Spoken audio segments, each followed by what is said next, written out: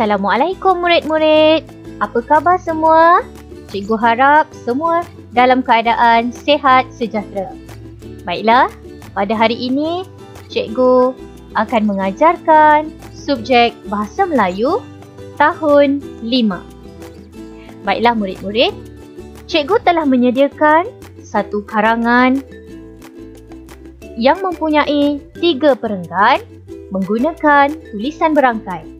Jadi, cikgu harap murid-murid dapat bersama-sama cikgu untuk membaca karangan tersebut. Tajuk karangan yang cikgu sediakan ialah Projek Alam Hijau. Afifi dan ayahnya sedang berjoging di taman. Mereka mendapati banyak pokok yang telah kering dan mati di situ. Encik Nazri mengambil foto pokok-pokok tersebut lalu memuat naiknya dalam aplikasi WhatsApp rakan Taman Seri Damai. Penduduk terus memberikan respons terhadap hantaran itu. Setelah berbincang, penduduk Taman Seri Damai bersepakat untuk mengadakan Projek Alam Hijau.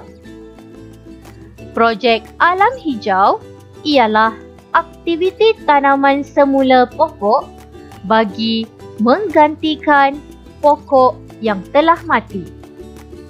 Setiap ahli komuniti membawa anak pokok dan baja. Mereka juga mendapat kerjasama daripada Majlis Perbandaran dari segi sumbangan peralatan tanaman. Aktiviti tanaman semula pokok telah selesai dengan sempurnanya. Pokok-pokok di taman kembali menghijau. Suasana di Taman Seri Damai semakin ceria. Semua penduduk bangga atas kejayaan usaha mereka berganding bahu dalam Projek Alam Hijau.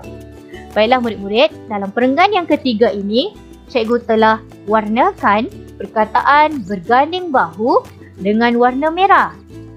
Baiklah, cikgu nak tanya, apakah maksud berganding bahu? Bagus murid-murid.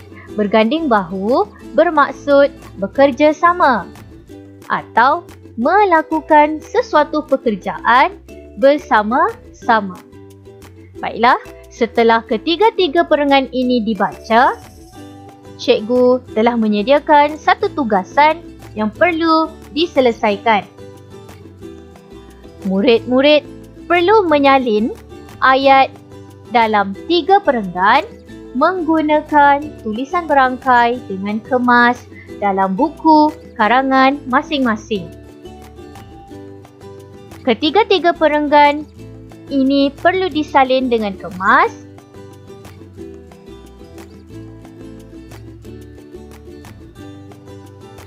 Sebelum murid-murid menyalin karangan, cikgu ingatkan kembali cara-cara untuk menulis karangan.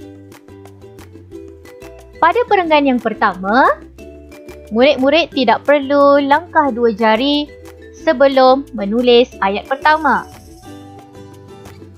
Jika di sini murid-murid boleh lihat Afifi, di sini murid perlu rapat dengan tulisan ataupun garisan yang ada pada buku masing-masing. Untuk perenggan yang kedua, ketiga dan seterusnya, murid-murid perlu melangkah 2 jari sebelum menulis ayat yang pertama. Di sini murid-murid lihat ada tempat kosong. Jadi murid-murid perlu mengosongkan bahagian itu dalam 2 jari, kemudian mula menulis perkataan yang pertama hingga habis. Begitu juga pada perenggan yang ketiga sehingga tamat. Baiklah, murid-murid perlu menyalin ayat dalam 3 perenggan menggunakan tulisan berangkai dengan kemas. Cikgu harap murid-murid dapat menyiapkan tugasan ini dalam masa yang diberikan. Sekian, terima kasih.